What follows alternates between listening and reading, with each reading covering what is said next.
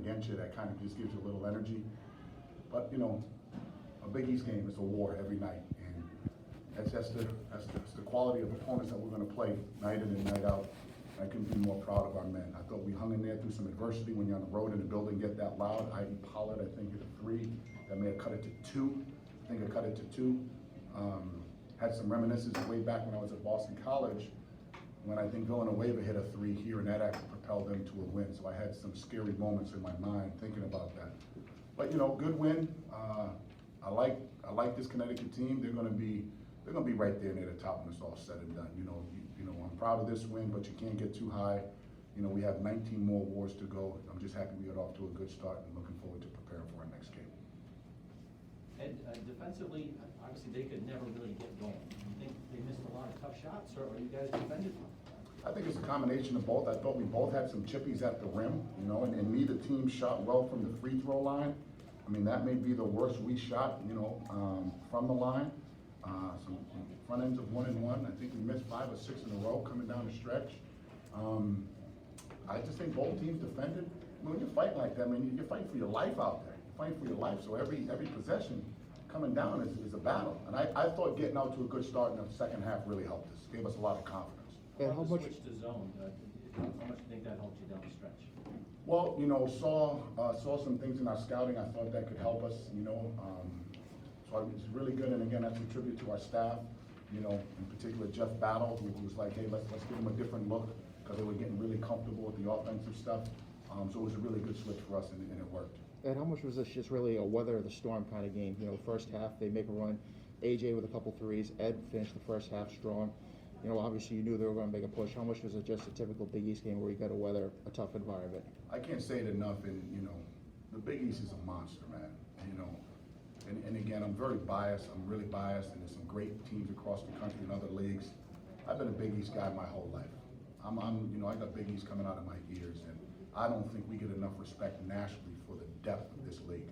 The depth of the league is really, really good, particularly this year. And you know, each team had to weather a storm. We talked to the players about that. There's going to be ups and downs. There's going to be shots that ricochet off the back of the rim, a missed 3 here, missed layup here, dunk here.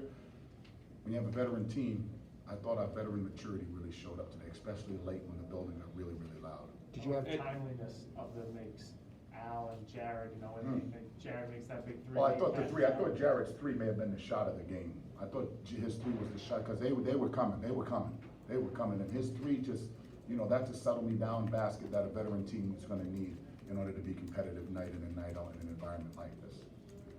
Hey, can you talk about Watson's 3 baskets at the start of the second half? I mean, that extended your run to, I think, 17-1, and how big a...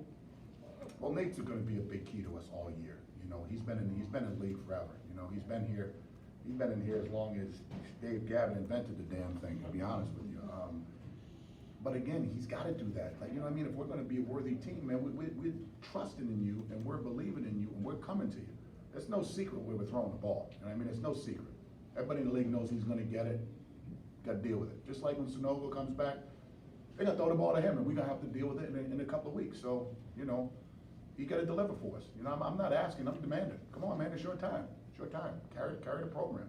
How did not Sanogo's absence change the way you approach the game? We prepared for him as if he was going to play, as we prepared for Martin, and you can see Martin was hobbled a little bit, and give him a lot of credit. I think he's one of the best glue guys in America. I mean, he does everything. Drives it, shoots it, defends, rebounds. But we prepared for both as if they were going to play. And obviously not having him out there with that interior presence, I mean, that's a big loss with him not out there. You got an all-conference player that's not on the floor. So when he comes back, you know, UConn's going to be really good. I mean, damn good. It's just, I mean, one game doesn't define what's going to happen coming down the stretch. But win all those. Ed, in terms of ball security, only 7 turnovers, only 4 points off those turnovers for UConn. Just how critical was that in terms of keeping them in check in that way? Made it a really big point of emphasis in our preparation this week. You know, UConn is always one of the better defensive teams in the country. You know, they can turn you over at a great level. They block you at the rim. They can guard the rim. They can guard the ball. And, you know, that they have some dynamic players that can make plays. You know, I look at Jackson. He reminds me of a young Scottie Pippen. You know, he's a threat. He's long. He's athletic. He can rebound. He can pass.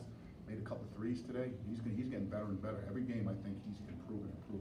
He's going to be someone we're going to have to deal with moving forward. At 26 minutes for Jared, was he on any kind of pitch count or anything, or was it just? No, ain't no pitch count. This isn't the major league. I don't believe in none of that, by the way. I don't believe in pitch count, minute count, rep count. These kids are 21, 22 years old. You know, all of us old guys in here, we would die to play in a game like that for 40 minutes. Pitch count, come on, man. That's some BS that, you know, the pros use. I don't believe in that. I'm far from a pro and I'm far from pretty.